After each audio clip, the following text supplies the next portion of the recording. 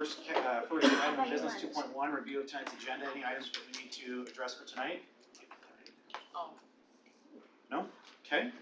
2.2, any future agenda items the council members would like to add to a future agenda? Okay. Moving on, item 3.1, South Valley Sewer Board presentation. Craig White. That was quick.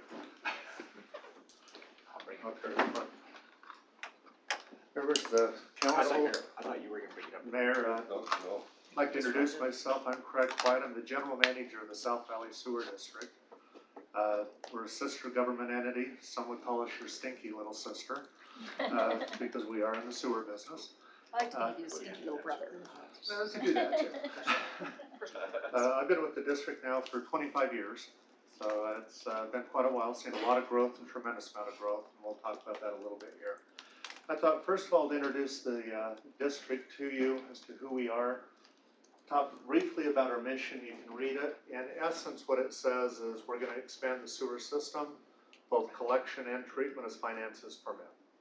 And that's what we've been held to for decades now, and that is the mission of the district. So we continue to move it forward. The district was first created by the Salt Lake County Commission back in 1961. And at that time we were called the Salt Lake County Sewerage Improvement District number 1, quite a mouthful. In 2000 we were required by state statute to change our name because the legislature passed a law in 2000 that said only the county can have the county in their name. Anybody else who has the county listed in their name, you have to change. So that's where we became the South Valley Sewer District in 2000. You'll note here when we first were created, only a couple, whoops, here. Well, I'm going way too far. When we were created, it was just 54 square miles is all that we encompass. Basically Draper, Sandy, Riverton, South Jordan, the core area of each of those cities. And what we ended up doing is going in and actually retrofitting the townships and converting them from septic tanks over to sewer. But if you'll note, 1961 is when we were created. The first pipes went in the ground, 1973. It took us 12 years to get the financing together in order to start putting sewer in. Initially, when the sewer was put in, we went to a treatment plant called the Tri-City Sewage Disposal Plant. It was in Midvale. It no longer exists. It's been leveled a long time ago. Very few people remember that facility. South Valley Water Reclamation came online in '85. That's where we sent the majority of our flows to up until 2012 when the Jordan Basin Water Reclamation Facility came online. And that now has been in operation for 7 years, so we'll talk a little bit more about that. It's important when you think 54 square miles when we first started. We're now at 110 square miles. Estimated population we serve today is 227,000. We're estimating build out to be 575. You do the math, we're only 50% build out, still within the south end of the valley. Talk about the service area of our district. It includes all of Draper, including the portion down here that goes into Utah County. We go over Traverse Ridge and that actually into Utah County. We come to the southern portion of Sandy. Sandy is split up into 4 different districts, 4 different wastewater districts, of which we're one of them. Cover all of South Jordan, Riverton, Harriman, Bluffdale, and a small area of unincorporated area of Salt Lake County, and the township of Copperton. About 20 years ago, we went in and ran a line up into Copperton and retrofitted the entire township. A little bit more on the history. Right now we've got 77,000 connections as of January 1. We will top 80,000 this year, connections at the rate we are growing. We've got 800 miles of collection pipe in the system, or 900 miles. We will top 1,000 before we're done this year. Developers right now are contributing into our system 25 to 30 miles per year of sewer pipe. It's made up of anywhere from 8-inch to 60-inch size pipe. We've got concrete, clay, PVC, HDPE. got 23,000 manholes in our system. We go to 3 treatment plants. Now we have 75 employees. Talk a little bit about our board of trustees, of who they are, who makes up the governing body of the district. We are what's known as a hybrid district. We have both elected officials and appointed officials. So real quick, let me go to this map. How the legislation works is if a municipality like Bluffdale or Harriman is 100% within the boundaries of our district, you have the right to appoint a representative to our district. If you are not 100%, then we go through the election process. So we have a 7-member board. 4 are appointed, which is South Jordan, Riverton, Harriman, and Bluffdale. Then we have 3 members that are elected at large, and it just happens right now they come from Draper, but they don't have to. They can come from Draper, Sandy, Copperton, unincorporated Salt Lake County. Our trustees right now are made up of Mr. Wayne Ballard. He's our chairman. That's an old picture of Yes, an Wayne. old picture. By the end of this year, he will have served 28 years on the board. So, Mayor Trent Staggs, your very own Clint Smith, Dale Smith, he's at large in Draper, elected.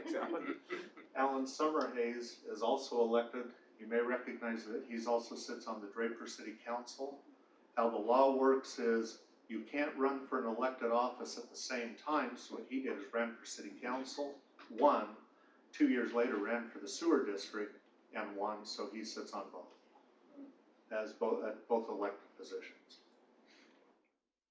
And then Mayor Dirk Timothy from Bluffdale and Mayor Don Ramsey from South Jordan. Okay.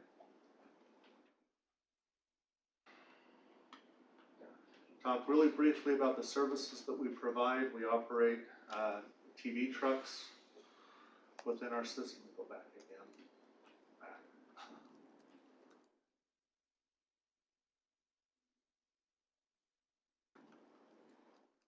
There we are. We got TV trucks within our system that televise the pipes. We got jetters that are actually out cleaning the pipes. We televise when the line first comes online from a developer. We'll televise up front. We then televise it again at the 1-year warranty mark. Then it goes into our rotation and we televise every 5 years, just like clockwork. Jetting, we televise our system every 18 months. And that's 1,000 miles is the pipes we can get into every 18 months we're cleaning. It's just another picture of a TV truck. This shows what we find sometimes when we're out televising. This is in a high groundwater area where you actually have pressure bringing the water into the pipe. It's infiltration. When we find these areas, we have to clean it and treat it, so it's to our advantage to go in and fix it, so we don't have to treat infiltration with just clean water. Some other things we find when we televise broken pipes through the directional drillers that are out there, they hit us quite often. Broken laterals that's come into the system, grease, somebody else hit us, another leaky lateral, saw blades, and of course a Christmas tree that somebody dumped down. Wow. If they can get the lid off the manhole, people will put things down the sewer.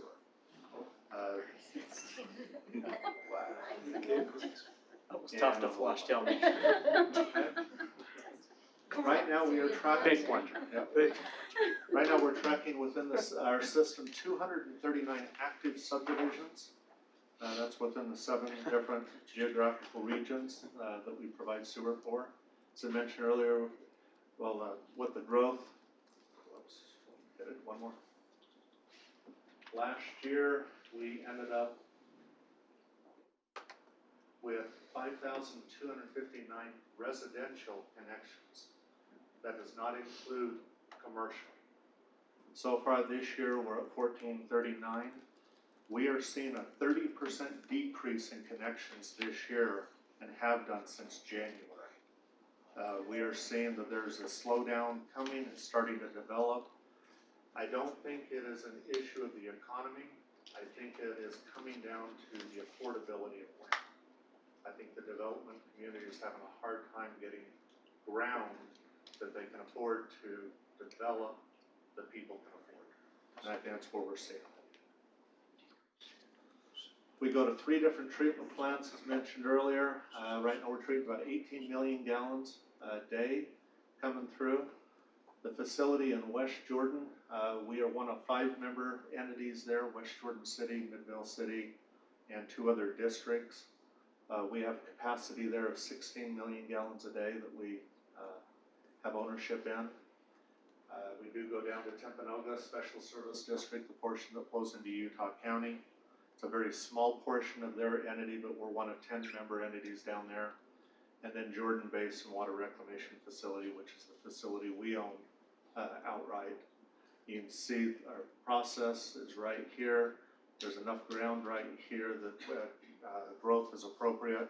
We will literally go from a 15 million gallon day capacity to 30. And we're probably about 8 years away from expanding that facility with the current growth. And that's what we're gearing up to do, financially as well as planning wise. So that was gonna be my question, is the finances of Yeah. that, is that planned in current finances, or we're gonna see significant tax increases? What we've behind it? done, because of the growth we've had, the tremendous amount of growth and the tremendous amount of impact fees, our impact fee is split both between collection and treatment. So we've taken the treatment component, we've actually been prepaying our debt. Last year we wiped off $49 million of debt off the books. We're getting it in a position that we will be debt-free by the time we have to expand, because we're gonna have to go out and get another $60, $70 million in debt for the expansion. The goal right now is to be able to do it without raising property taxes or service charges. Excellent. Is the goal. And so far, the board is allowing me to manage the finances in order to accomplish that. Okay? Where we're headed, estimated, like I said, 50% build out. The biggest problem we're running into right now is growth within the cities. Harriman is no different than any other city that's currently going. Densities are changing. Densities are changing rapidly.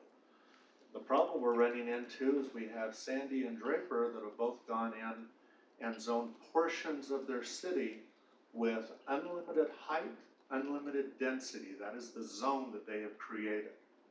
I don't know how you plan for growth when you put in those type of zoning areas, but both of them, Sandy did it first over by their city hall, and so Draper, I guess, had to follow suit, and that's now over by the eBay complex in Draper.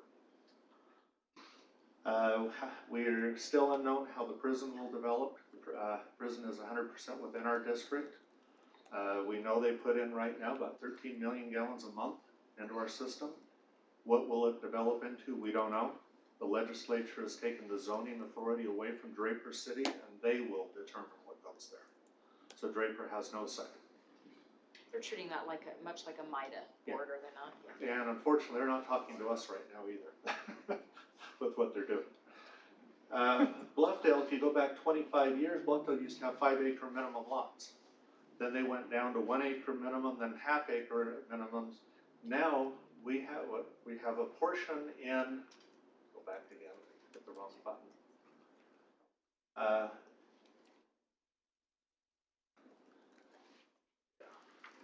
There is a portion of Bluffdale right now that is south of the prison that's 500 square foot lots.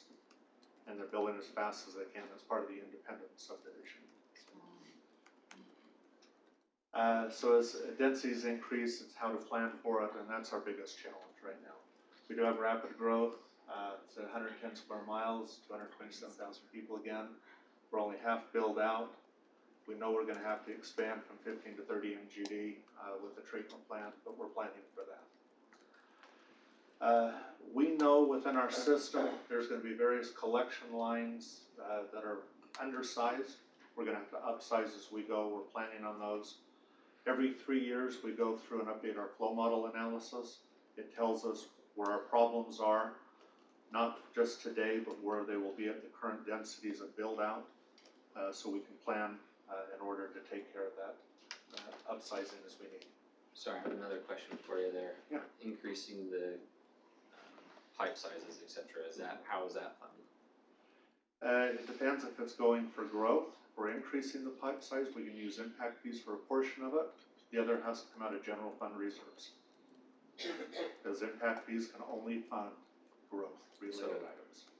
Probably tell where I'm going with this, so you have a huge new development over Yep. here that puts in lines that have to run through the existing. Yep. How do you do that? You go in, you dig up the street, you replace Well, it. how do you pay for it? A good portion will be through impact fees, So you could use some of those impact fees to Oh, absolutely. upgrade existing when you're tying in. because it's growth-related. You're probably talking about Olympia. Could be anything. Could be anything. I got Olympia on here too, to talk about. Some of the district projects we're doing within the Harriman Quadrant, we're just starting in the middle, probably about 2 weeks, running a line down Butterfield Creek through the Dancy property. The developers approached us 2 years ago and asked about sewer. It's on our master plan to put the sewer in, but it was 4 to 5 years out. We told them, if you'll go get us the easements, you do the design, we'll move it up on our capital facility plan and put it in, and they presented us with easements at no cost to us and a full design at no cost. So that's been out to bid, and that will start in roughly 2 weeks. Harriman Main Street, that's just finished, I believe, about a week ago. Sewer going in there. Future project coming up, I don't know if it'll be next year or the following, is sewer along 6000 West between 128 and Harriman Parkway. We also know we've got to do sewer along Midas Creek, west of 6000 West. This one I put down CRA financing, that is the bond, or the development that you're going through right now with Harriman with the innovative, I don't remember the full name. Innovation District. Innovation, yeah. Part of that component, there's a $3 million component for that, putting in the outfall sewer. And so that will help get sewer up into this quadrant. And then we're about a month away from having the sewer finished up to the new high school that's going in, that'll become operational next year. Next year? Well, whenever it goes live. Okay, so before school starts? Yeah, before school Okay. starts, yeah. Just checking. The two big issues is Olympia. We have plugged Olympia into our flow model to see what it would do. We plugged in the projection that was 3 months ago, 4 months ago when it first came out, all of the hype. The good thing for the district is we have to upsize the pipes down 118th South anyway because of what Daybreak has done to us. So we would just upsize it bigger. And so it really isn't going to impact the sewer district one way or the other. Other than pipe costs more, but if it's Yeah, the pipe will upsized. cost more. So it will impact you financially, Yeah. correct? Well, the There's impact always fees will A pay lot of for it. that's impact Right. fee covered. But it still will. A lot of, now I was gonna come back to that question, I'll use that word with the previous answer, a lot of or all of, I mean, that's part of the It issue. depends on I how think. you put it in. If you go put in a parallel pipe, then you can use 100%, because then it's 100% related to growth. Right. If you're tearing out and going increase in pipe, you can only use a portion. We hate putting in parallel pipes, only because the corridors down our roads are so congested with utilities. It's better to rip it out and put it in. What's the difference in cost between doing what would be the difference in cost to the taxpayer or to the district in that situation? That I have no idea. And the reason why I say that, when you look at, say, Butterfield Creek that we just did, it was a $2 million project. Engineer's estimate was $2 million. We got a phenomenal bid, came in at just under $900,000. When a contractor is hungry, it doesn't matter on cost.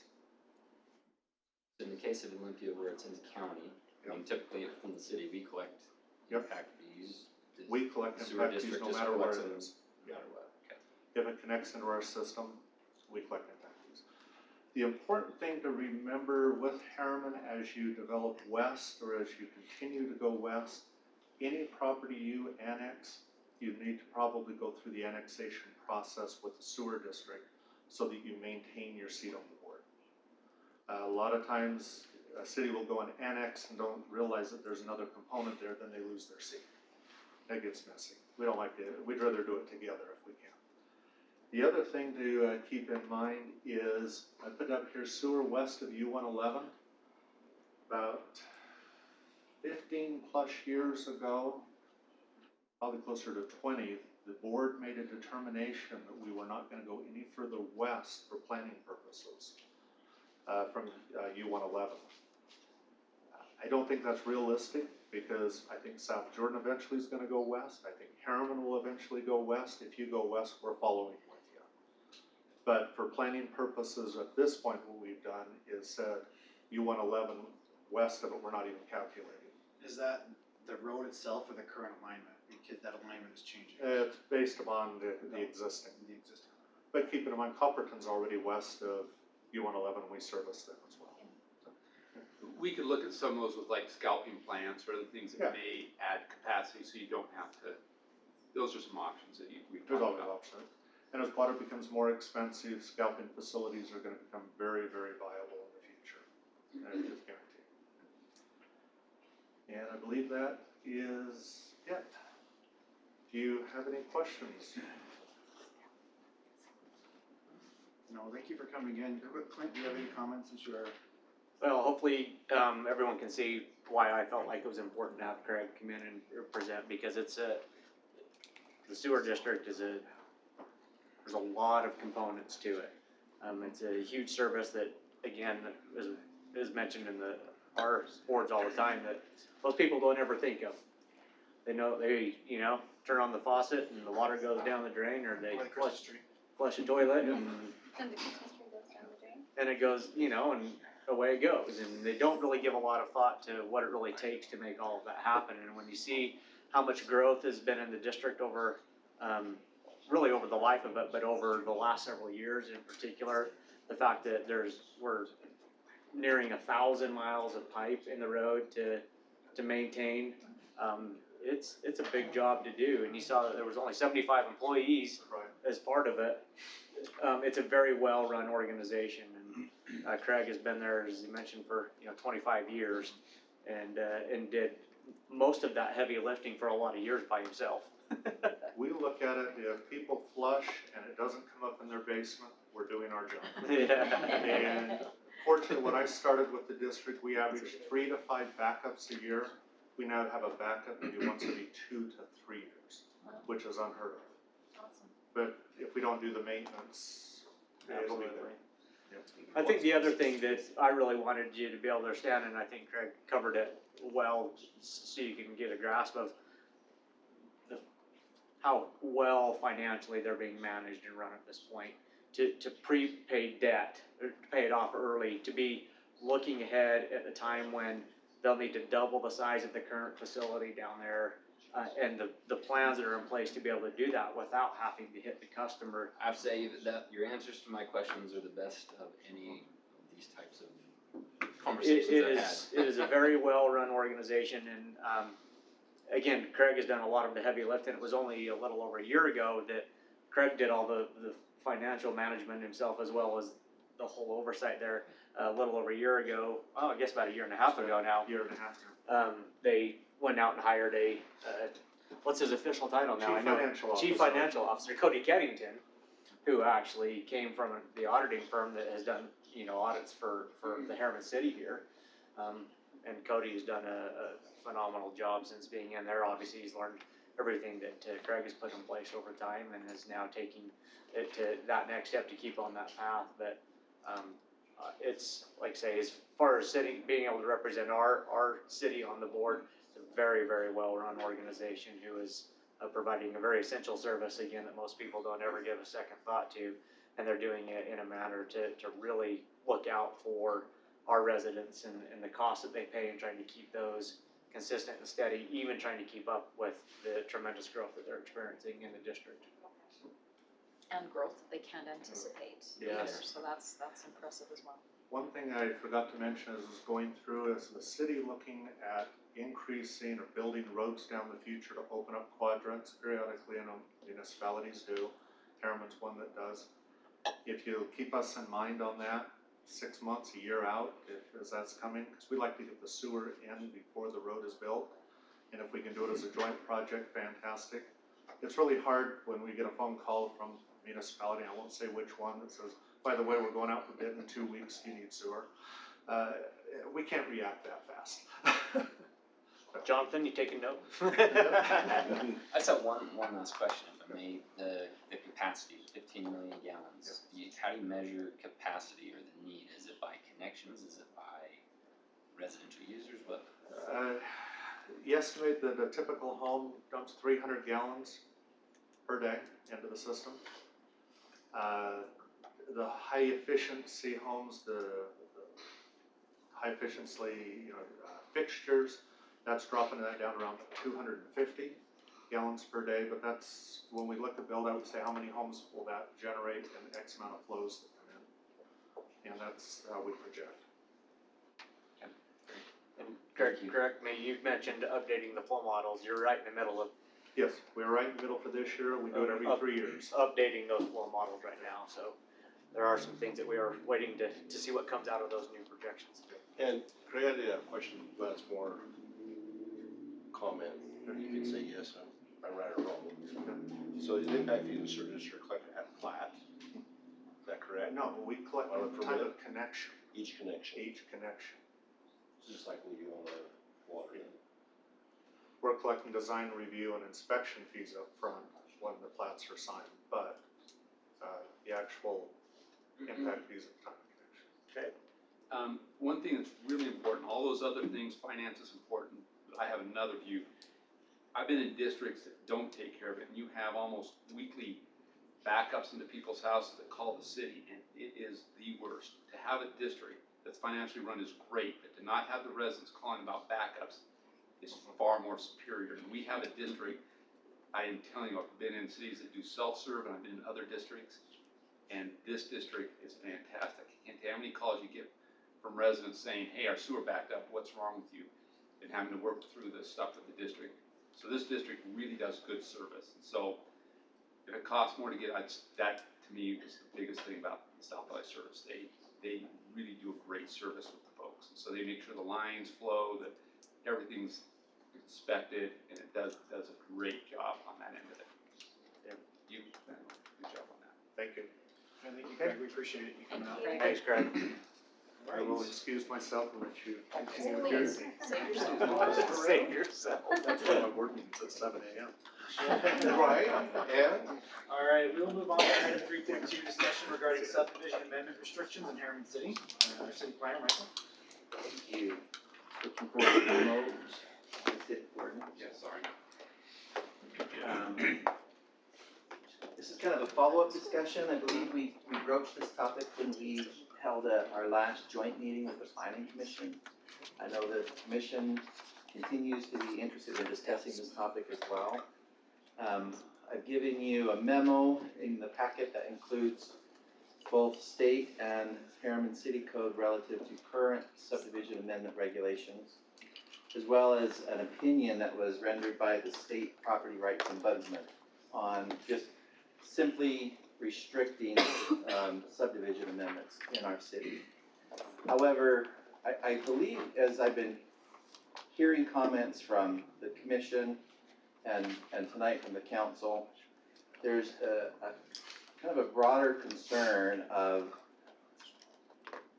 how do we kind of maintain a certain quality of life that people have purchased and moved into.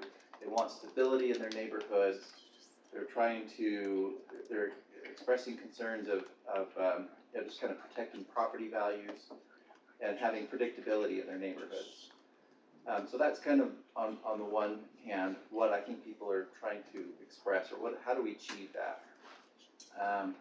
The other is when I was crafting my memo to the council, I was trying to express that I think this is largely being done to preserve or protect property values. But on one hand, that doesn't cover all property in the city. Clearly, if we restrict subdivision amendments, you are actually curtailing property values for some, and maybe in favor of others, where you're trying to maintain like an existing pattern of development. So it's not across the board maintaining property values if we simply restrict subdivision amendments. But having said that, I concluded in my memo that if as a city we really believe that some of these larger lots in our city, that they're more appropriate to be maintained as is, we ought to be studying, changing the base zone. And essentially creating some larger lot zones in areas where we believe that that is the right pattern of development within the city. Now, this map right here, we've started to study that a little bit. This is not perfect by any means, it's just kind of a quick effort on our part. I believe, Bryn, we were up to about 850 parcels that are larger than a half acre, smaller than 5 acres, and within a zone that would allow potentially further subdivision. So if we were to essentially rezone properties to try and prevent further subdivision, that's kind of the scale that we're looking at. Brent and I were looking at this map this afternoon that was created by our GIS team, and we're already picking out some flaws in it.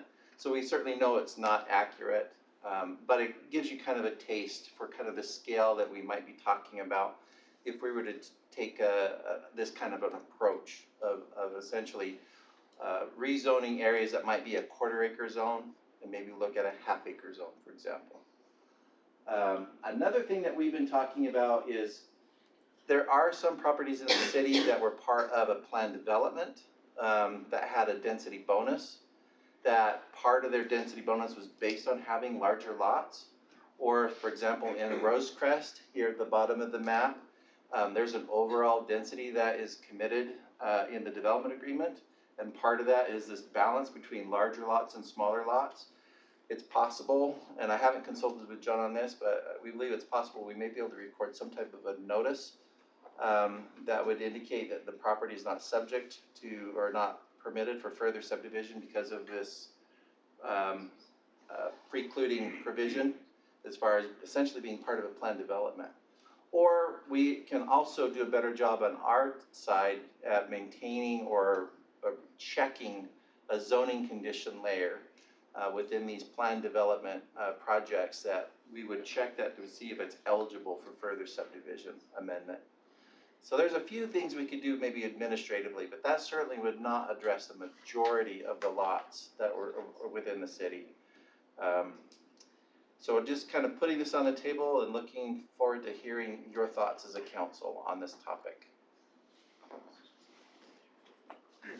I agree that to your, so I think the root issue here is, I guess, maintaining at least an expectation of quality of life, I guess is the way to put it. That in some areas there certainly is some expectation, but recognizing that when people buy a piece of property, there's certain rights that come with that as well, and what they choose to do with it. As I read through the packet this week, I mean, obviously the ombudsman didn't mince any words as well, where he thought we were on the issue for sure. So I think to your point, it is, how do we ensure that quality of life doesn't, in certain areas that were planned and designed in a certain manner, that we don't allow that to be deteriorated over time because somebody does have just a big enough lot to be able to to subdivide it and do something. And it's a challenge. There's no doubt about it because there's rights on both sides, I guess. Is there a way to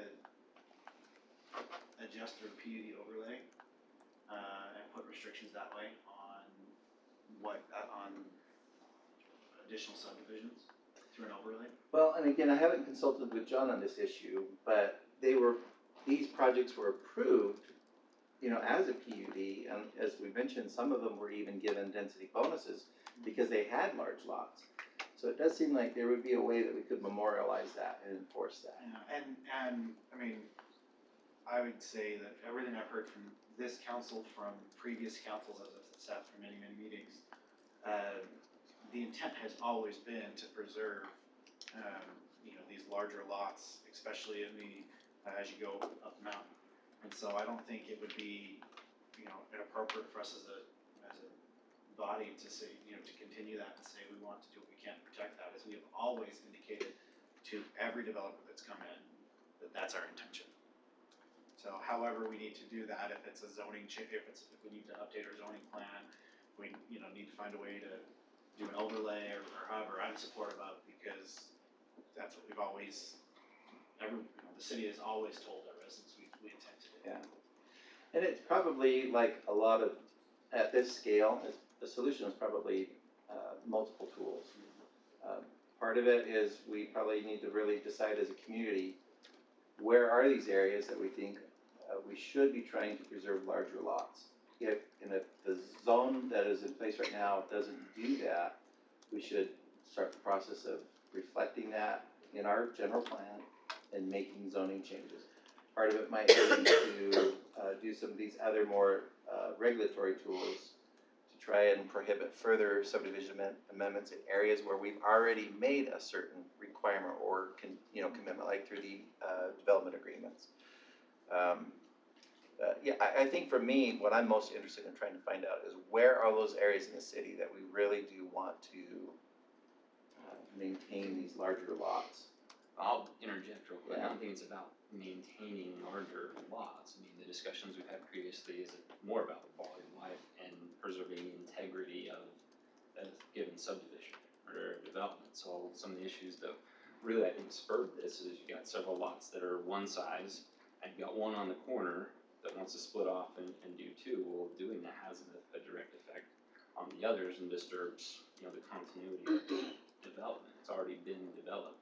So the idea is just really to protect the integrity of a developed area, regardless of how large the lots are, whether it's quarter acre, half acre, 5,000 square feet, whatever the heck they're doing. I mean, it's just protecting the integrity and quality of life.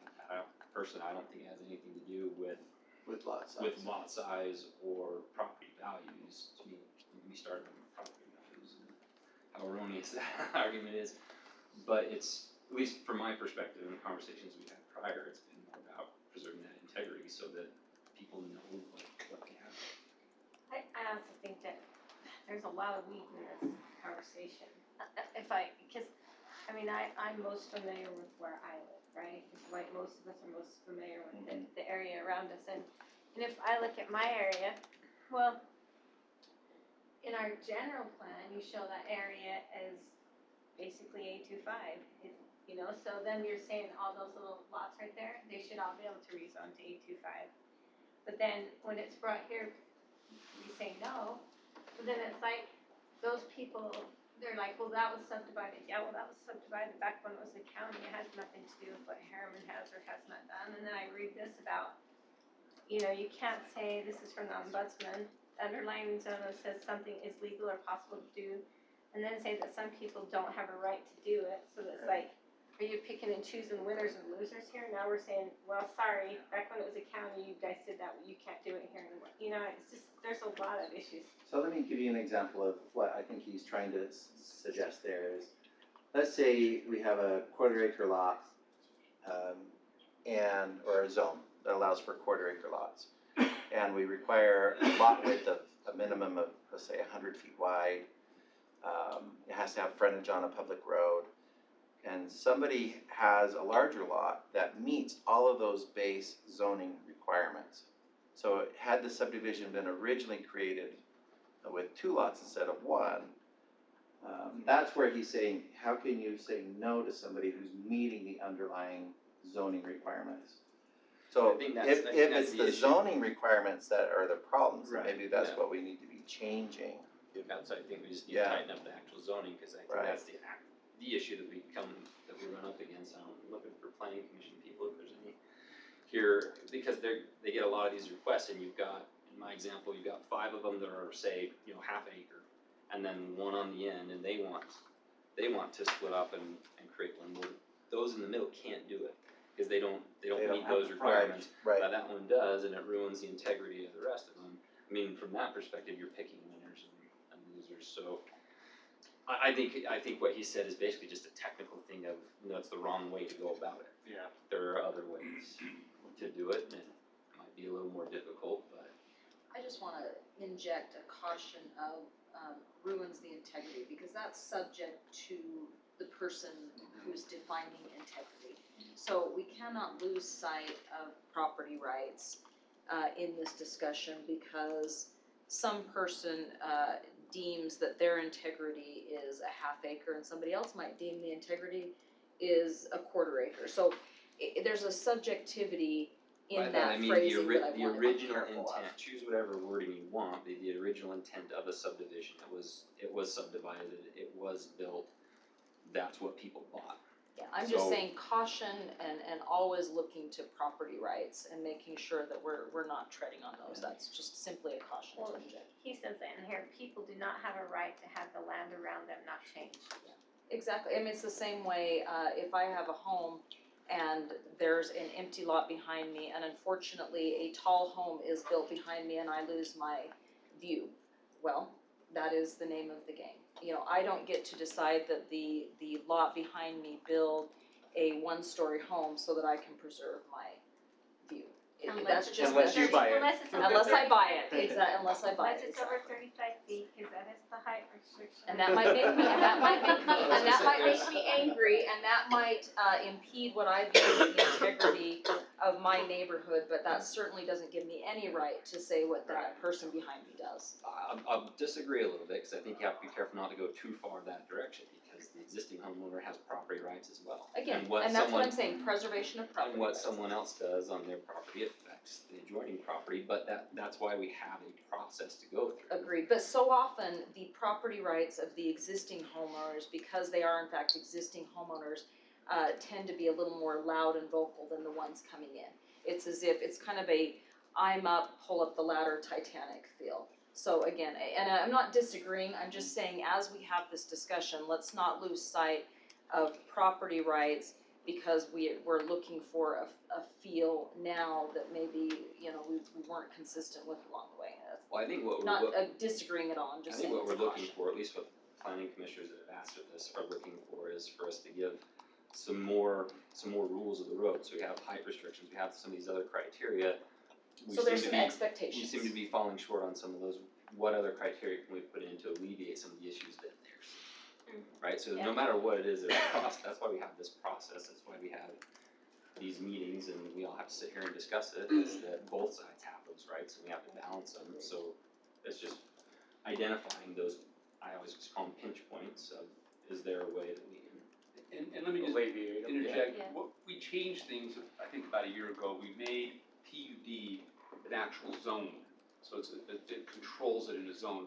So if you look at a lot of those subdivisions, the PUDs previously were not part of the zone, so it's very, very flexible. So when we pass a new PUD, it's going to be much more difficult because it controls things that we are talking about, even beyond what a zone will. So you can do different size lots, but it's really gonna say, this is all you can do. And that's great, because all of a sudden, the expectations are in place, which Right. is where you're getting to, Yeah. that we're not changing the rules of the game Right. somewhere in between, and that's where you get frustration, and rightfully so, And from so. all manner of homeowners. And so going forward, I think we have a really good thing in place with the PUD being natural zone, defining things. You can have 10-acre lots, 2 half-acre lots, and so many, you know, it's gonna define that pretty That's tight. just if there's PUD, and we don't really have a lot of large land masses left in the city to even establish PUDs, Right. is that correct? But I'm looking like at the Danzies, their zone is a PUD. Now, development agreements aren't gonna do as much good because they sunset after 20 years. So after 20 years, they just vanish, and any restriction that was there just disappears, or anything that protected.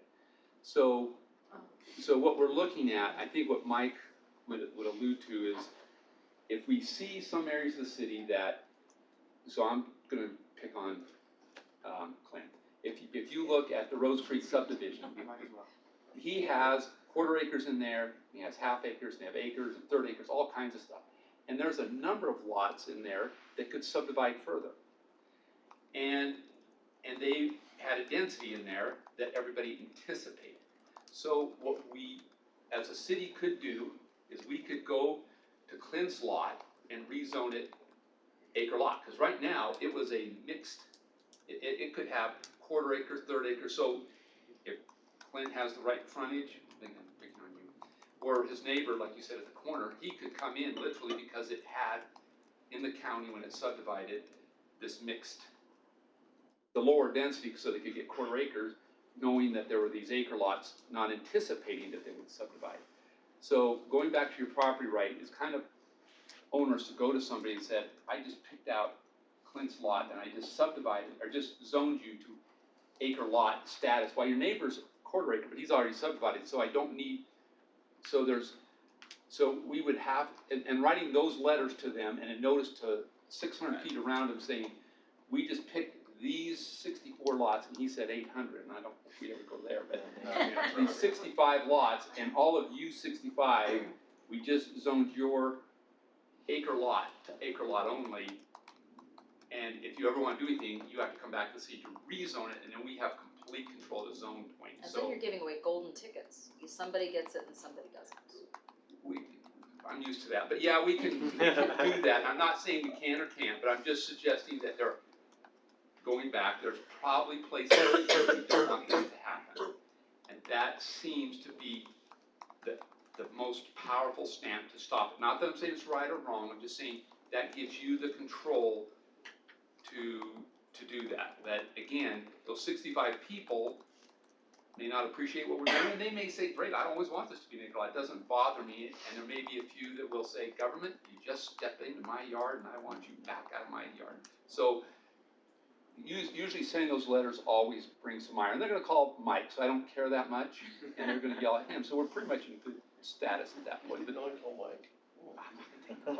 anyway. As far as direction, I mean, what I would like to know from the planning commission or planning department is what are some of those criteria that we feel we need to tighten up, or what areas should be looked at? There's obviously some issues that have come up that prompted this discussion. Yeah. So what are some of the specific things that Well, we need to- and to be honest, I believe this goes all the way back to when the 8.25 zone was taken away and the recommendation of the agricultural low density, which has never been passed. So we have some of these areas that are in a quandary right now, but my recollection is that really this is what we're talking about, is why that was changed. Is that correct, Brett? Am I remembering correctly? So again, I think as we talk, because I know we've talked about the 8.25 zone as well, is we really need to be talking about both of these in unison together as we move forward, and the areas that I guess have caused the concern, or areas that potentially may fall into this the concern, and then what some of those recommendations are as we move forward of how we try and accomplish both sides of the coin there. And that's the point we're having 800 lots that this could fall under. Well, that's Roughly, yeah. and that's a lot of lots when you think about that, but, we've had a lot of these acre lots come in and wanna change the zoning and add their lot to them because they don't have usage change. You have on multiple things, quarter acre lots, 2.5, and this issue, and just because there's no protection right now in your subdivision, that's a real issue that could come up. Just in the last couple of years, I mean, we've made several changes, we've done away with flag lots. So again, my example, those 4 people can't do another, that because they can't do a flag lot, but that guy can.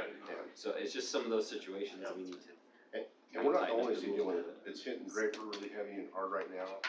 It's hitting South Jordan, it's hitting Bluffdale.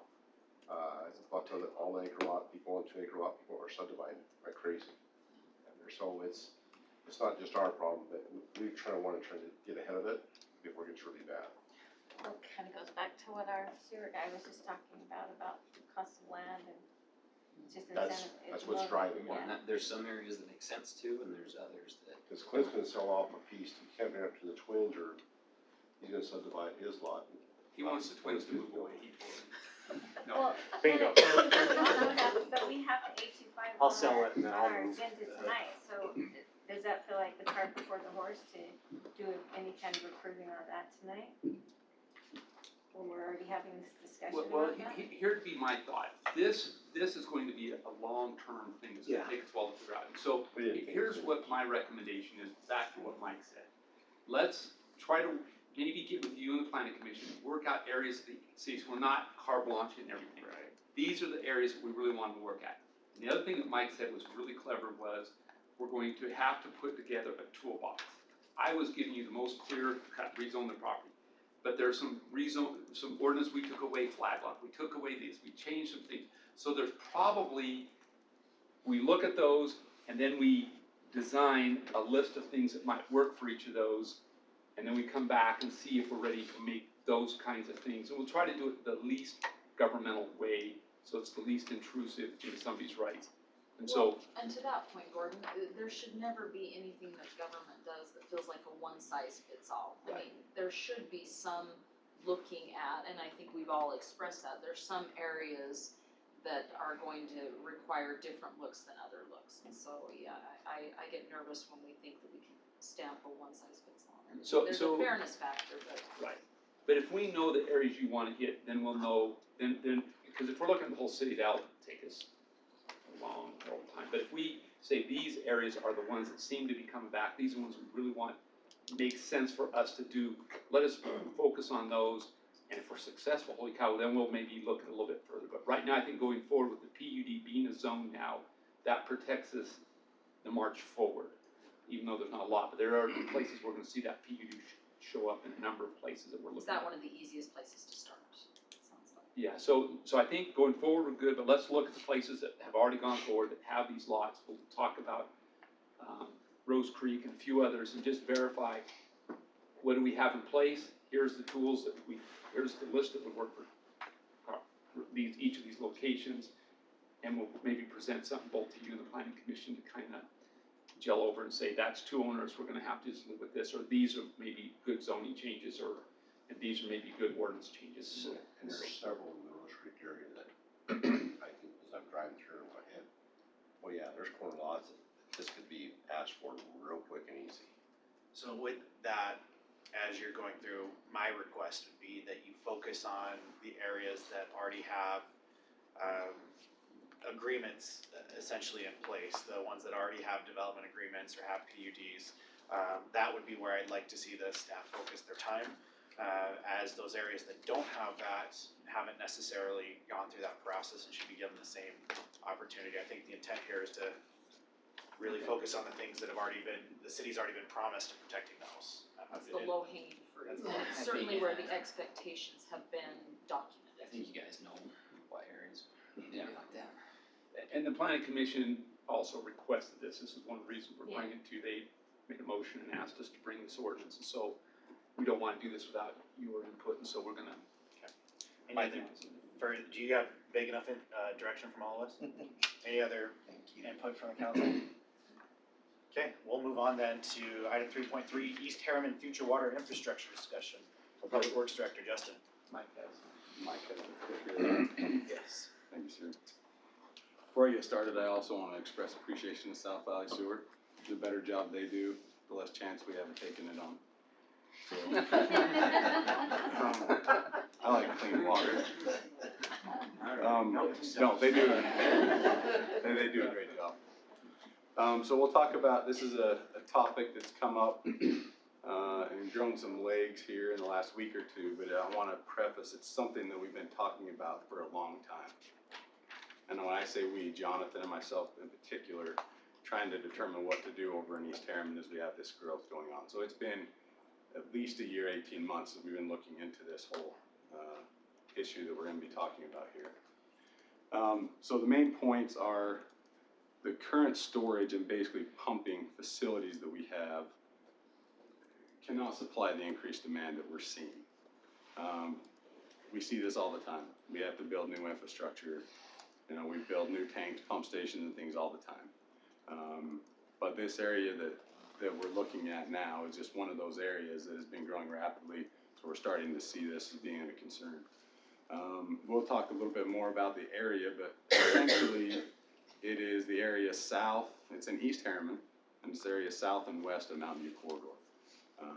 As you go down into East Harriman, down towards Real, south of Juniper Crest, those types of things. So right now we're recommending there's no new development be approved in that area until we have a solution for this. Well, when I read that, I was laughed, because that's the same thing we've been touting on, and even what's going on in the county is stop doing the development until you put the infrastructure in, and so it would be incumbent upon us to do the same thing. Right. So this map I put in, I'm sure all of you know what a pressure zone is, water pressure zone, so I put this in here for my own, I'll just refresh myself on this. But a pressure zone essentially is a band of basically a vertical elevation. It's a band, you can see those different colors up there, of where water pressure, gravity creates more pressure. And so we have to break those into bands. And then certain tanks and certain infrastructure can serve certain bands of land, if that makes sense. And so water pressure zones are those colors up there that you can see. The steeper the grade, you can see the narrower the band. So as we go uphill, the narrower the band gets. And so down towards Real, below Mountain View Corridor, you can see it's a fairly wide band. Around Mountain View Corridor, it's a narrow, and then it gets flattened out. So I just wanted to explain what pressure zones are, so we'll talk about that a little bit here. So, but essentially the area we're looking at is what's on the map right now. Yeah, well, it kind of is, and I'll identify it a little better. Let me get another pointer here, this red one doesn't show up. So, anyway, so we'll narrow into that area here in just a second. So the infrastructure that we're talking about is storage and pump facilities. What I want to make clear is we're not talking about water, wet water. We have our own sources, we have contracts with Jordan Valley, we have the ability to increase our capacity with Jordan Valley as well. So I want to make sure, I've heard people say that Harriman's out of water. We're not, okay? We're out of capacity to serve water to new development. So I just want to make that clear. So the storage in the area we're talking about is to serve where the development is looking at right now is zones 2 and 3. And we'll go a little bit more into depth in that, but the required storage for those two zones is about 4 million gallons. If we want to go to zone 4, which some of these developments are talking about in the near future, we'd have to add another 600,000 gallons. And I would like that to be a separate tank, so we'd have to build 2 pump stations instead of just 1, if that makes sense. So pump facilities, we need a minimum of 1 to serve the zones 2 and 3 tank. We need an additional pump station if we wanted to pump the water up to zone 4. The advantage to that is if you're pumping to 1 tank at zone 4 and you're bringing it all the way down to zone 2 and 3, you're paying for the power. The water is so much more expensive to do that. So it's cheaper long-term to do the 2 tanks than the 1 tank. So we can keep prices better. Jonathan referenced that you're saving the earth. Right, Jonathan? Really, that's where you had to go with this, Jonathan. More accidents. So essentially, this is kind of the area we're talking about. And so it's hard to see. Right here is an outline of blue. You can kind of vaguely see it. That's the area we're talking about. You can see the pressure zones there. That's even better.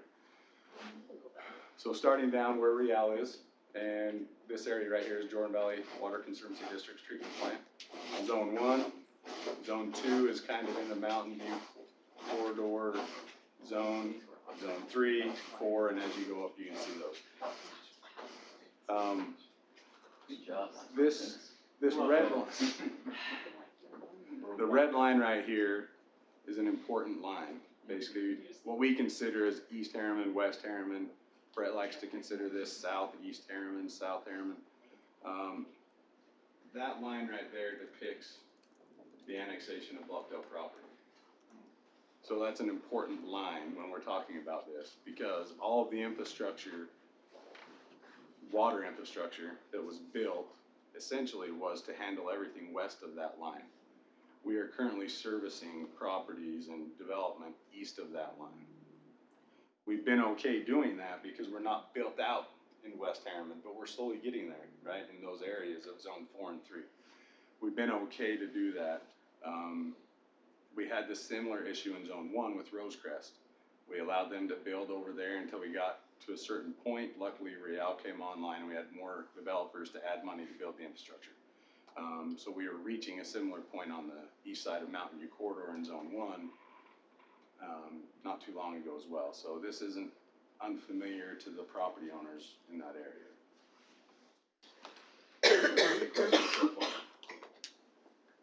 Okay. None that'll interrupt you with. Okay. So we did a system evaluation. Like I said, this has been going on for quite some time. We've been doing a lot of upgrading to our model to update with the vast growth we've been seeing. We've develop new ways to gather data from our SCADA system so that we can read daily consumption, usage, consider peaking factors and those types of things.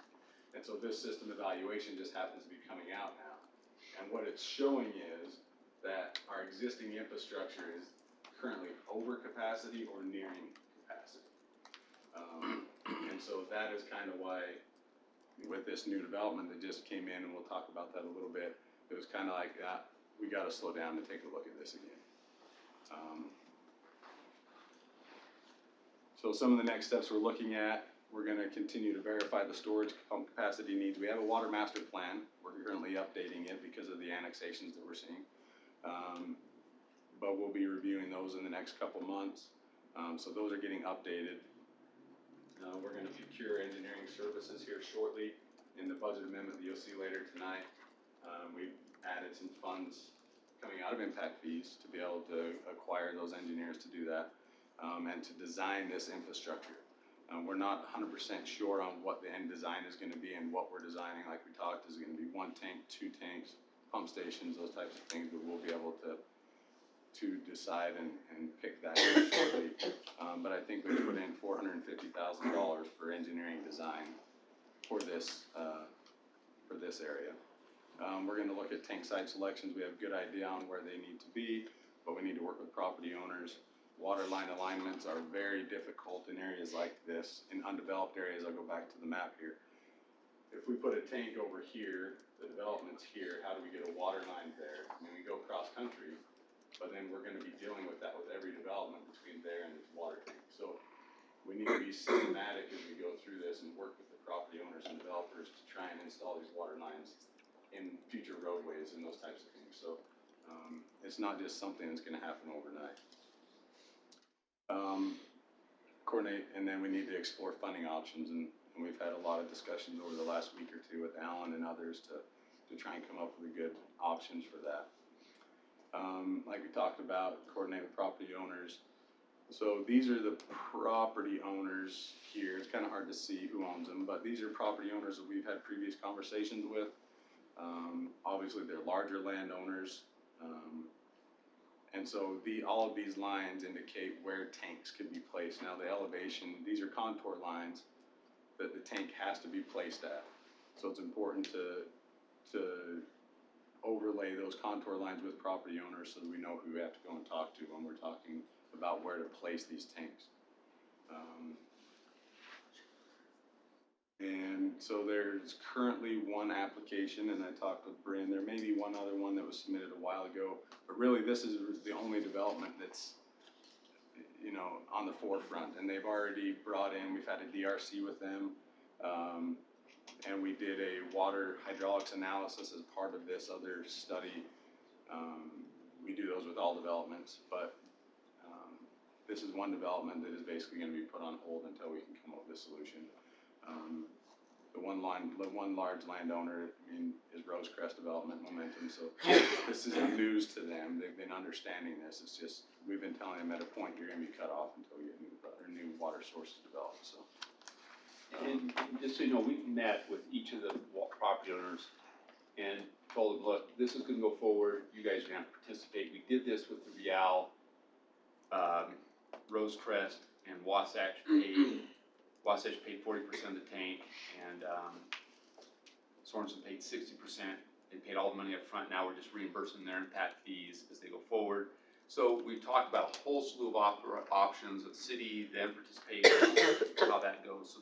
So we're right now exploring. It's going to take us a couple months to figure out how the best way to paint this tank and what's the right approach.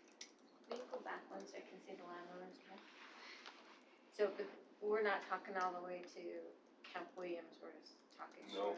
Those are in zone 1. There's some partial zone 2 up there, but The tail essentially down past Porter Rockwell and those things, we're master planning a separate tank for that area because the elevation breaks are a little bit different than here, plus they're cut off with Mountain View Corridor and Camp Williams boundary. So we're more than likely building a separate tank for that area. Okay. Is that purple color, that's zone 4, correct? That's 3.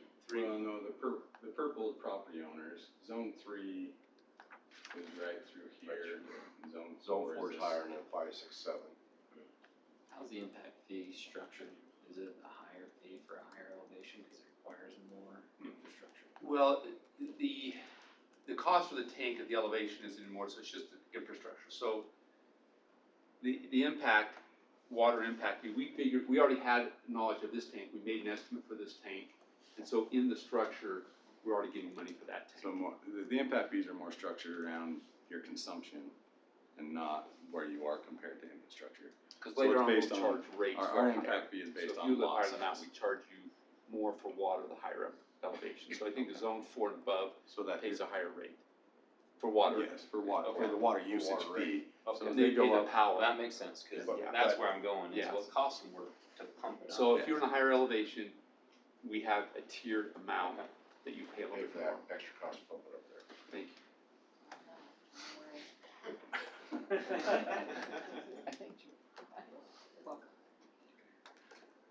Okay, any other questions? No, I see, Are we'll you- see much more of this. This is gonna come to you a number of times. Are you done? What you're saying? Unless you have Are you looking? Only thing I'd say No, is we just, council, we didn't want you to, somebody else. you'll see it in Colin's item. We're looking for somebody to study this a little bit more. And do a design. How the water impact fees, Let's do it right. when it's fresh in your minds, and it goes through the budget, you'll hear this conversation, but we wanna study it closer and see what the costs, projected costs really are. Like I said, we've met with all the property owners. What's been the feedback from those property owners is you, They let were them know surprised. where we're At at. first, they kind of lost track of it a little bit, and they go, oh, yeah, is that kind of moment. And then there was one property owner that, if you remember the special assessment area we had tried years ago, and Yeah. we got burnt, fried steak on that, it's actually hurting them to move forward right now. So where we're at, if you look, the places that have no colors are just small properties. Some of them are 5, some are 10, and I think there's a couple 20-acre parcels. We haven't really engaged them because they have, but the other colors have all come to us and say, we're ready to develop. We say, okay, great, we need a tank built. So they all know that they're gonna hold up till a tank comes. And so everybody there is now motivated, talking about funding options and what needs to come forward. And so right now, we're working with Alan. By the time we get our study done, you get out, design, and get a bit, tight timeline here, close to 2 years. For the important red. All right, thank you very much, we appreciate it. We'll move on to item 3.4, property acquisition reimbursement ordinance proposal from our city attorney, John Brown. So I've drafted an ordinance for you based upon your direction. Conceptually, what it is that the city puts in a project improvement, which is basically not a system improvement, so it doesn't have impact fees to pay for it. We have a mechanism to charge adjacent property owners when they come to develop. Put a notice on the property. Probably will. Okay, I like that solution myself, how do you guys feel? John, if they don't develop that, we collect. If they don't develop, they can't collect, because the triggering point is when they come to develop. Which is just really, we just don't want them to be able to make money on the city essentially. is what Yeah, they may get a protects new us. road, but if they don't develop, Get us bought in and stuff for their purpose. Yeah, This we is just can't great make protection. money Does on this go into the planning code or does it come directly to city council? I put this in an administrative section of the code, So it can come so straight. it does not go through the Good. planning commission. So you'll likely see this in the first meeting, the second week of August to start, and then hopefully by the end of August, you vote on it, and then we can. I put it in the financial administration sections. That's a The great finance section. Any concerns or questions by the council? I think it addresses, again, it's not obviously the ideal way we wanted to have to go to get this project done, but I think to Sherry's point, we didn't wanna create a mechanism for somebody to make money off of, not being willing to work with the city to get this improvement done and just holds their feet to the fire a little bit on it should they move forward, so I think it's a good solution. Do you need any additional direction from us? Nope, Okay. come back. All right, we will move on to item 3.5, report on the 2019-2020 budget items. Our finance director, Alan Rankin. Thank you.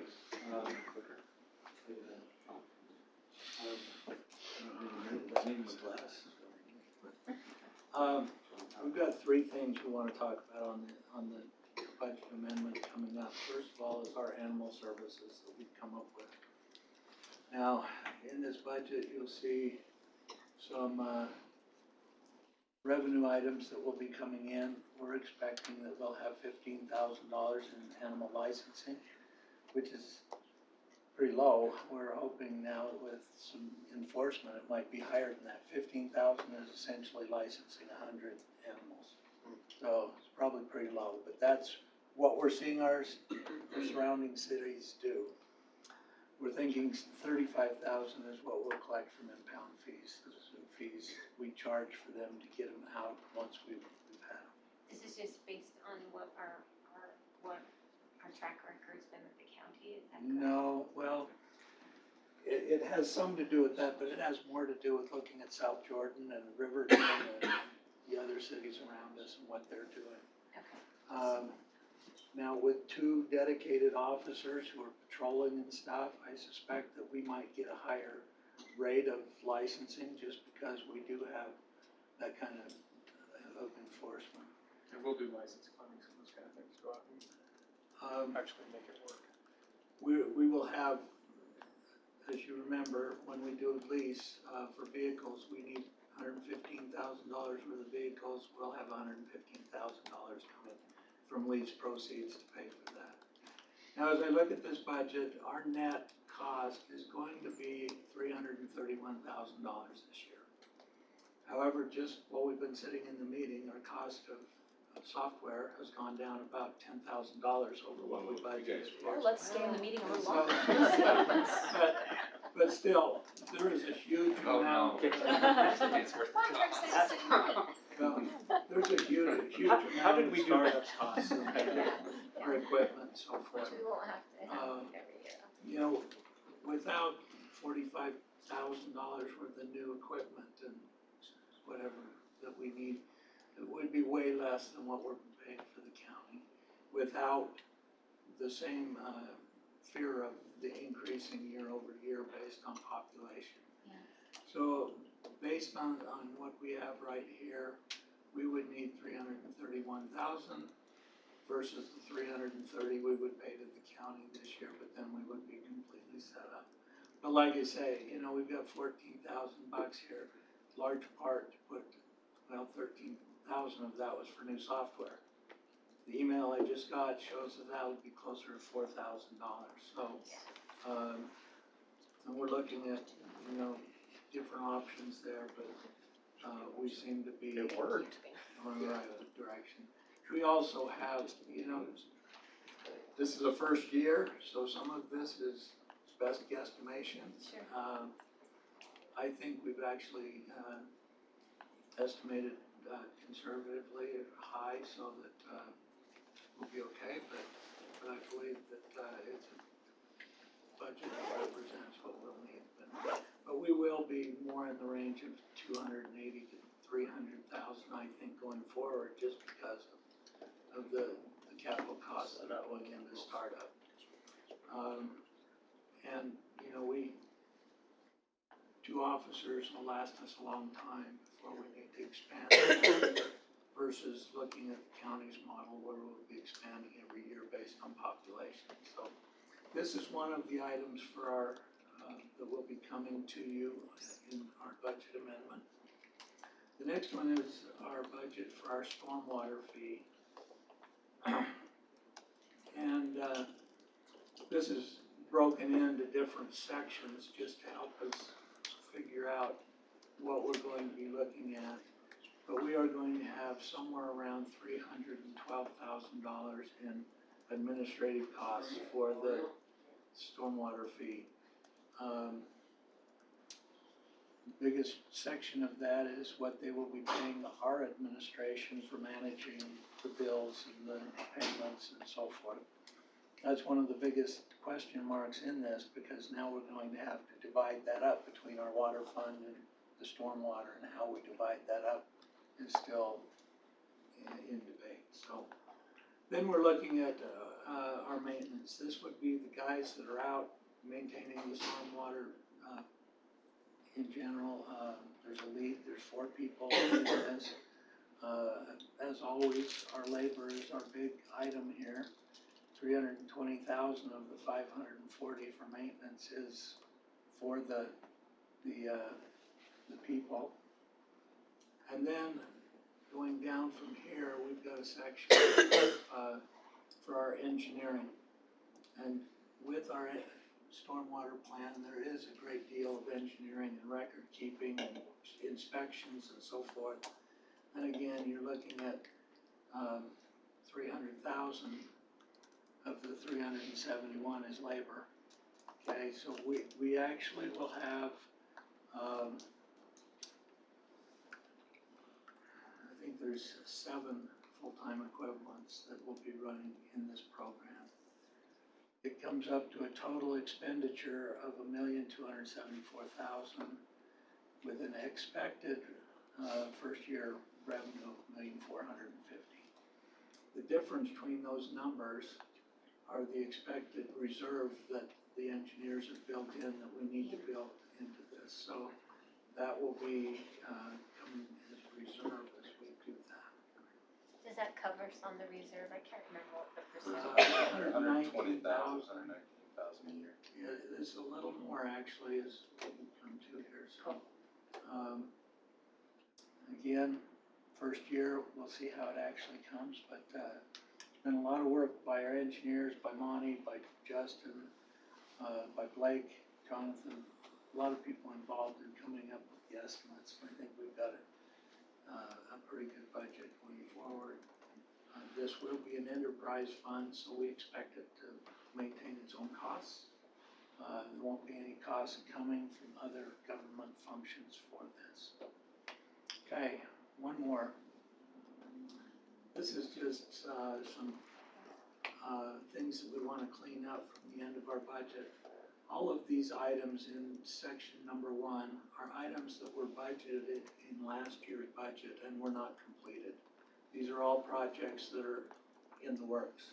This is what's left from last year's budget.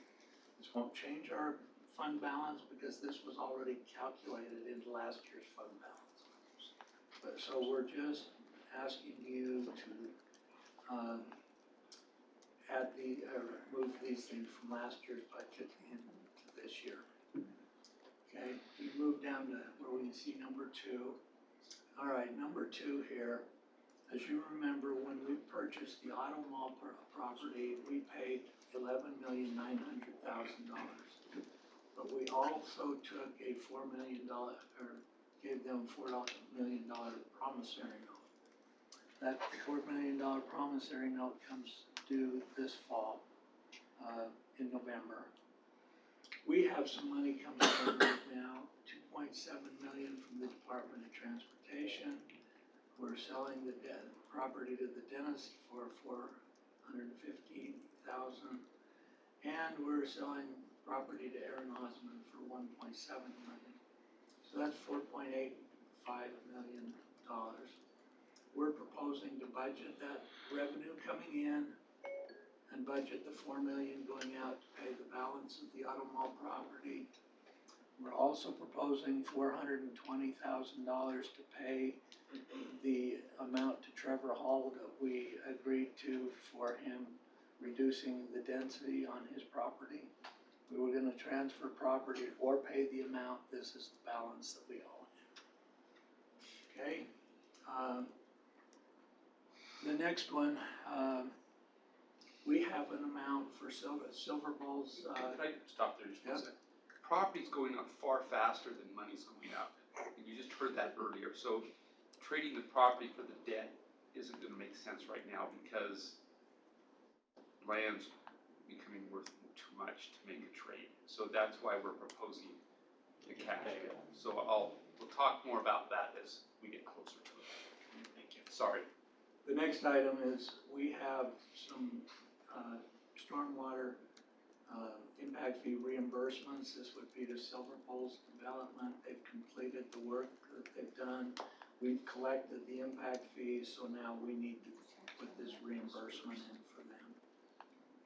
And the final item is the one that Justin talked about. We're proposing $450,000 to come from the water impact fee to begin the design of the East Water system tank that he's talking about and their distribution and so forth. So those are the things we're proposing in this budget amendment.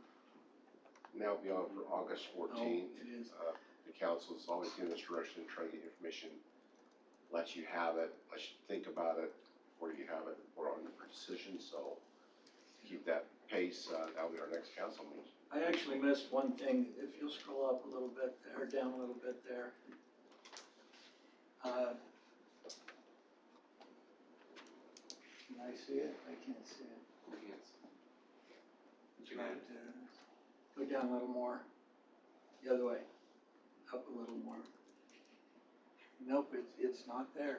I know I put it, I didn't save it. Got to read it. Okay, the other thing that I wanted to talk about is that as we completed our last budget, one of the things we did was that we loaned $9 million from the Water Right Impact Fund to capital projects to cover the cost of the auto mall. We want to include in this that we put that $9 million as a budget item to repay the water rights impact.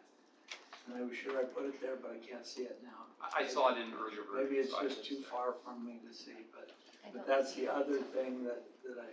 And we want to get on this next minute in August, this might feel like that revenue might be coming in this year, so they'll accomplish that goal.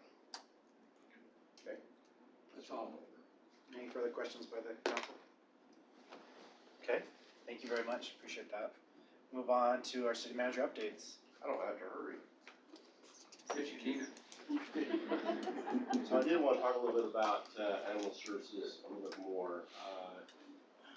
The heavy tasks we gave our people here that work here is standing up, get up and running and operational. We've taken in ducks, we've taken in birds, we've taken in cats, we've taken dogs. A turtle. So they are doing their job, they've been effective. The chief will elaborate a little bit more. Is there anything else we want him to Details you might stand know. up? That's really what we ought to do. I feel like he's doing such a good job. What else can we do? Not the sewer district. Whatever it is, I'd like to just have 2 weeks to do it. Yeah, that's good. 15 days, right? So, Cody, is that okay? No. They've done an exceptional job, and because our infrastructure was already in place with law enforcement, to pull them in was a task, but it certainly wasn't as big as it could have been. And with the rising cost that Salt Lake County would have hit us with, another $51,000, we would have quickly blown through almost, near $400,000. We're gonna get this up and running, and I truly believe we'll be under the amount that you guys have slated to pay them on their contract. That being said, we have 2 officers in the city all the time. That they leave to go down to South Jordan, and we're partnering with South Jordan in the shelter facility. We're working on quite possibly a transfer station so that our citizens don't even have to go that far. I'd like to see a transfer station where the officers are going down if we have to shelter a dog or a cat for a long period of time. I keep saying dog because my heart's there with the canine, but I like cats. Cats are fine. I said they're fine, not great, just fine. They're a little remote for my liking, but a little distant. We know the truth. Right. So we want to see perhaps a transfer station where we can go and do that legwork for them and get them back to the city, and the parent of the animal can come and recover the dog or cat from here. So along with that, we do expect, as Alan pointed out, to see licensing going up quite a bit. We took some studies from other cities and found it very interesting that their licensing fees are exceptionally low. So we're going to change that. We're going to have licensing clinics. One of our animal services officers that you met last week is actually a vet tech. So we can do a lot of those things that normally places can't. We hired very well, and we're moving forward. I was going to let you elaborate a little bit more about hiring well. What's been able to work out very well for us is that good hiring. We are high on the radar. Like I said, we're one of the top best places to work in Utah. That was great, but that means it's more than that. When we was able to pull very significant people away for animal services, let's say Debbie's connected.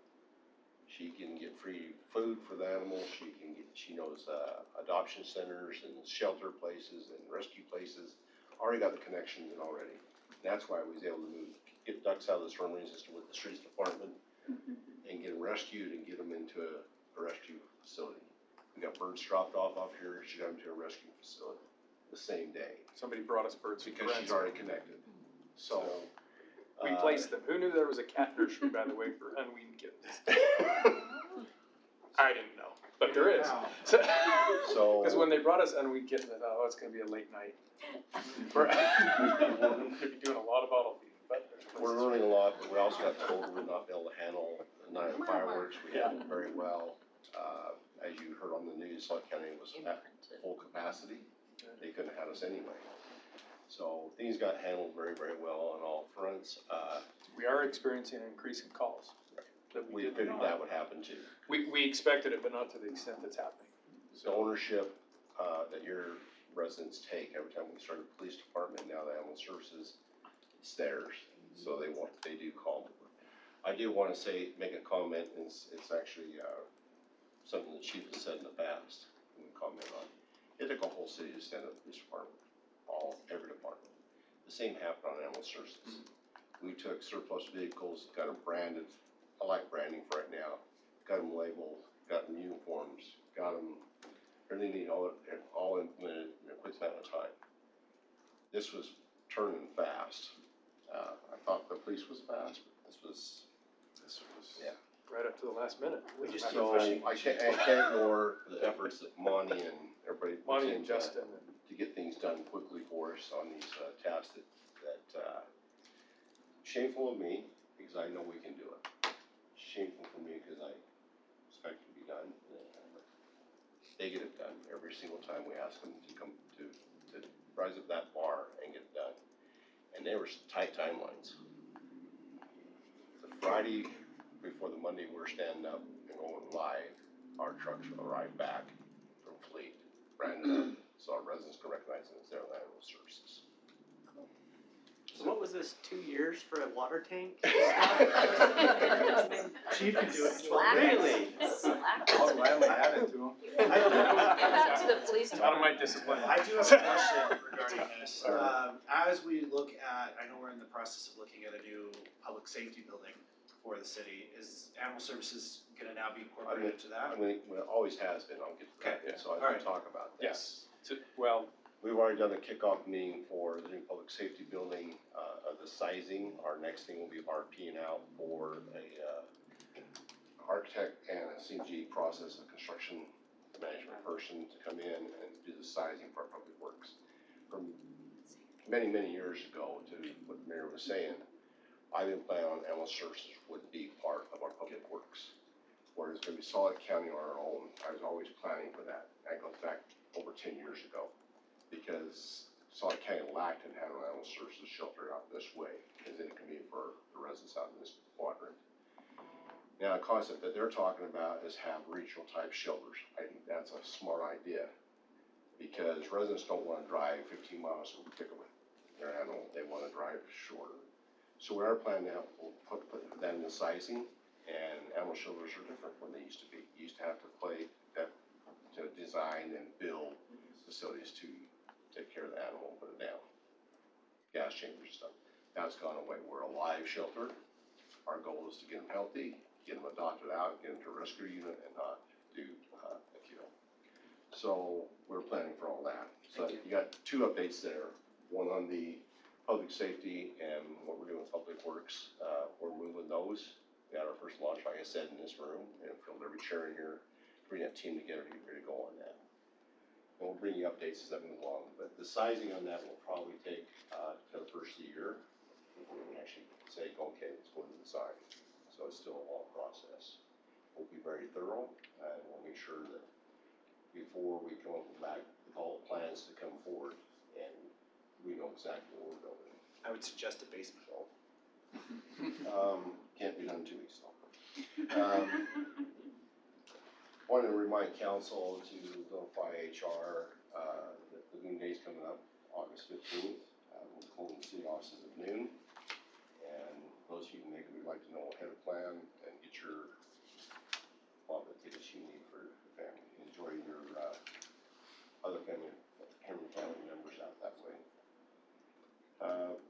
have a lot of things going on August 14th, but it's coming up on June already. We have a meeting, a joint meeting, the 31st of July.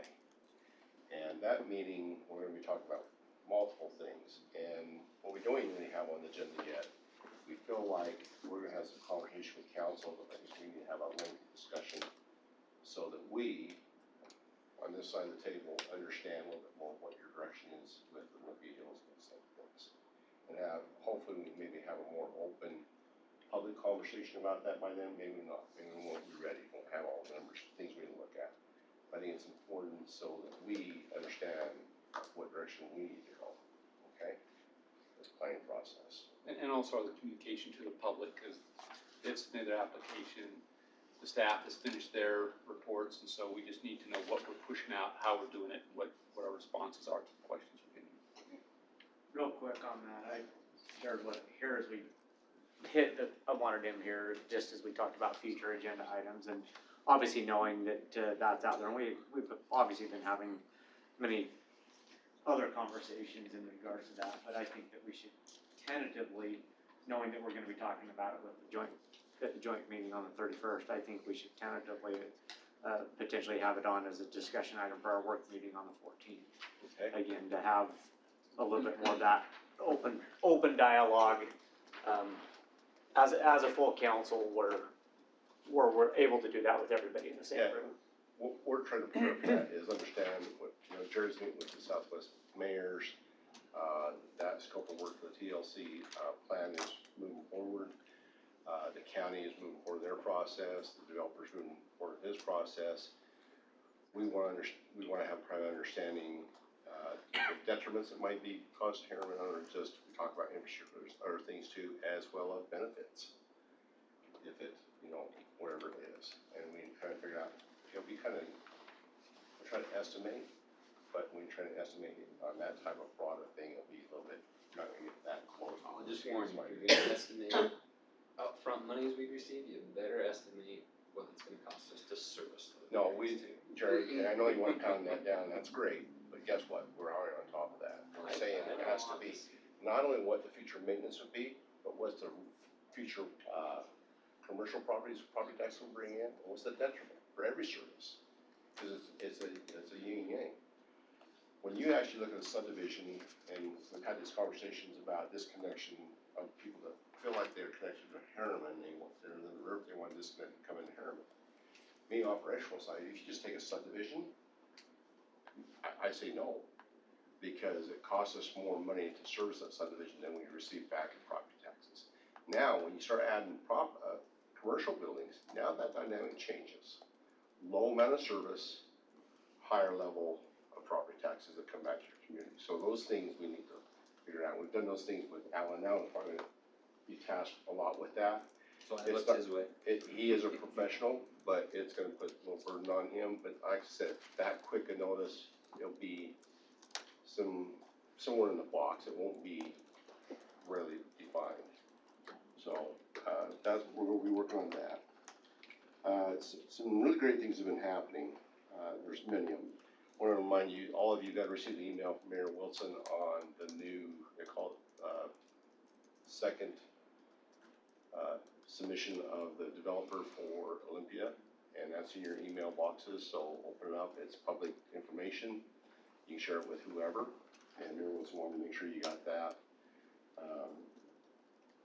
Actually, it's kind of interesting because some of the county council wanted to get that in our hands as fast as possible too, but Mayor Wilson took that lead. I appreciate the fact that the county council has been cognizant of that, and particularly Mayor Wilson's office to push that out to us, so. So I think it's healthy. I've been meeting still with the schools. I met with all the high school principals now and all the middle schools. Getting some great conversations going on there, and I can tell you this, I met with Cody Curtis, the principal at Copper Mountain Middle today, and everyone's saying the same thing. They love the idea that we're all Harriman. We are Harriman. Our heavy branding we do on that, and Cody was telling me, Principal Curtis told me today to be appropriate. He's telling me today about a girl, we're gonna get information that 1/3 in the nation on Microsoft something, I don't know all the details, Tammy's gonna be getting that, by the way.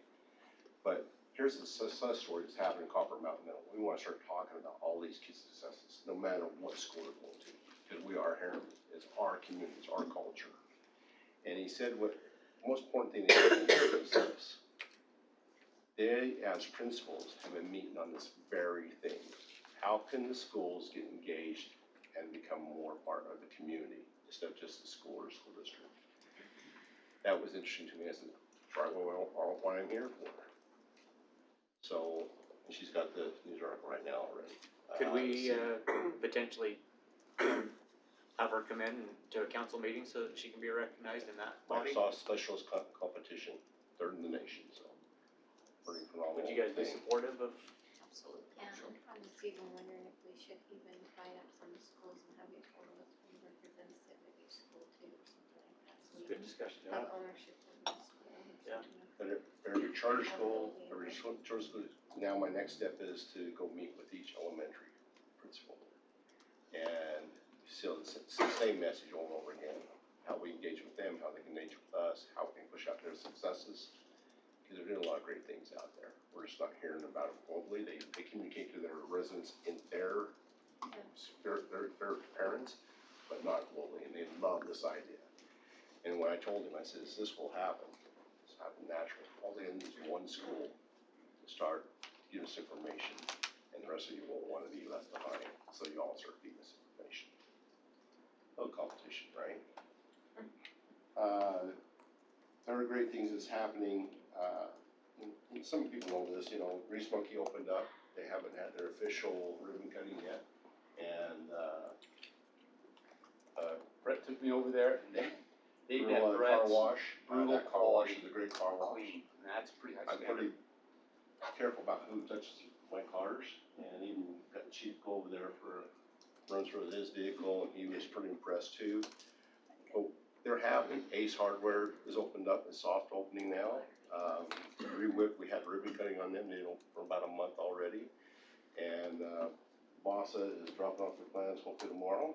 I've been to all four of those places, just you noticed, Molly, had one at the same time, the car wash definitely had a good one. Well, I was And at I bought a scraper at Ace Hardware. I was at Ace 3 times on Saturday, so that tells you how my day went. One of the employees said, But you have to "You're drive for that." came back here.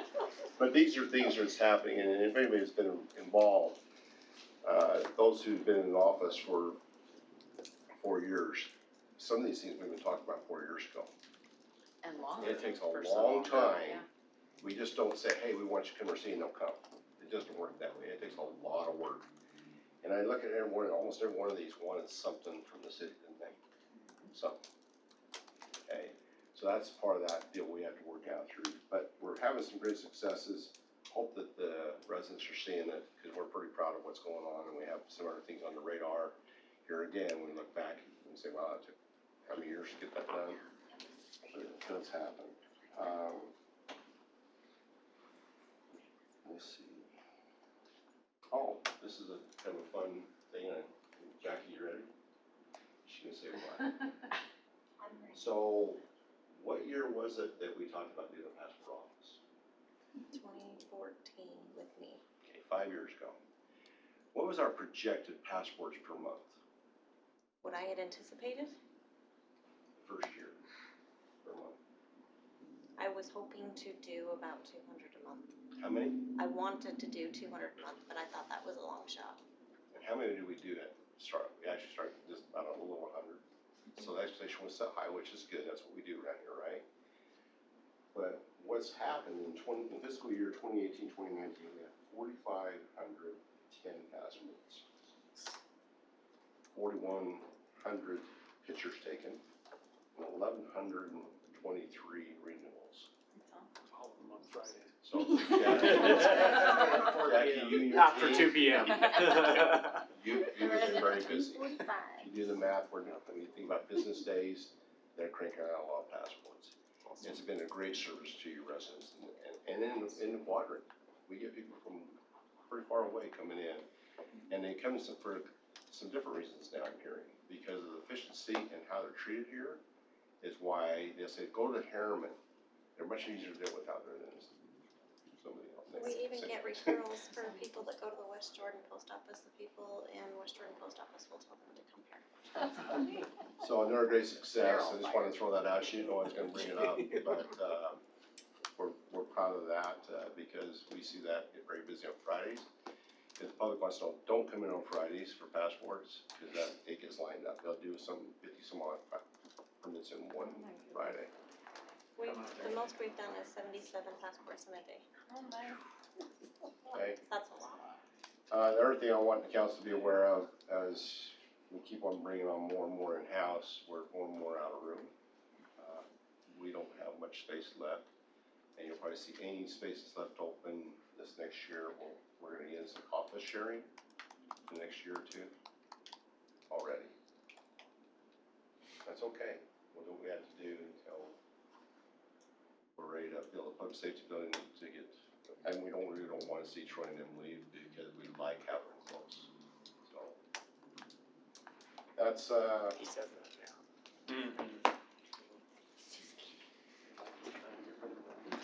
that's all I have. Okay, thank you for that report. Just a reminder to the council and staff that we probably will have quite a few families here today with the youth council being introduced. So we could make our way timely into the next meeting, it'd be appreciated so that they can get on their way. Other than that, I'll accept the motion to adjourn the work meeting. So moved. Second. All in favor? Alright. Thank you.